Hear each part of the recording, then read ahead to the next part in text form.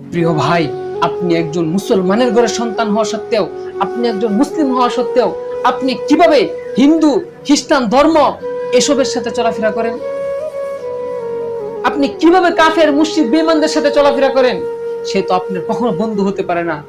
আল্লাহর হাবিব সাল্লাল্লাহু আলাইহি সাল্লাম বলে গিয়েছেন, কাফের মুশরিক বেঈমান তারা কখনোই মুসলমানদের বন্ধু হতে পারে না। আপনি কিভাবে তাদের সাথে চলাফেরা করেন? আপনি যদি তাদের সাথে চলাফেরা করার কারণে আপনার ঈমান যদি নষ্ট হয়ে যায়, আপনি এই অবস্থায় মৃত্যুবরণ করেন, তখন আপনার কি অবস্থা হবে? আমি আপনাদেরকে একটা হাদিস বর্ণনা করি। হযরত আনাস রাদিয়াল্লাহু তাআলা আনহু থেকে বর্ণিত, তিনি বলেন, রাসূল সাল্লাল্লাহু আলাইহি ওয়াসাল্লামের একজন লেখক ছিল, এক ব্যক্তি রাসূল আকরাম সাল্লাল্লাহু আলাইহি ওয়াসাল্লামের কাতেব ছিল, লেখক ছিল।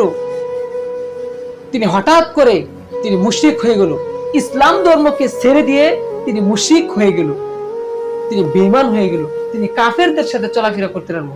তখন আল্লাহর হাবিব সাল্লাল্লাহু আলাইহি ওয়াসাল্লাম বললেন, তাকে কখনো জমিনে তাকে গ্রহণ করবে না।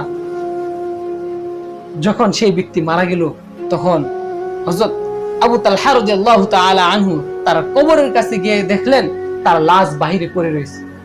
তখন ওই এলাকার লোকদেরকে জিজ্ঞাসা করলো, এটা কি অবস্থা, এমন কেন? তখন ওই গ্রামবাসীরা তাকে বলল, আমরা তাকে কয়েকবার তাকে দাফন করেছি, তাকে কবর দিয়েছি, কিন্তু তার লাশ কবর থেকে বের হয়ে যায়, তার লাশ কবর গ্রহণ করে না। এই জন্য আমরা তাকে এই জমিনের উপরে রেখে দিয়েছি, তাকে গ্রহণ করে না।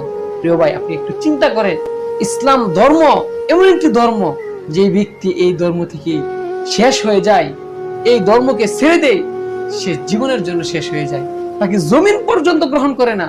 তাহলে আপনি একটু চিন্তা করেন। এই জন্য বলি, প্রিয় ভাই, আপনি একজন মুসলমান, আপনি হিন্দুদের উৎসব, হিন্দুদের মূর্তি পূজা, হিন্দুদের সাথে চলাফেরা, হিন্দু খ্রিস্টান তাদের সাথে চলাফেরা থেকে আপনি বিরত থাকার চেষ্টা করেন। তারা আপনাদেরকে এমন এমন কাজ করাইবে, আপনি তাদের সাথে চলাফেরা করতেছেন, আপনি তাদের সাথে চলাফেরা করার কারণে হয়তো আপনি ঈমান হারা হয়ে যাবেন। হয়তো তাদের বাড়িতে একবার খাবার খাওয়ার কারণে হয়তো আপনার ঈমান চলে যেতে পারে।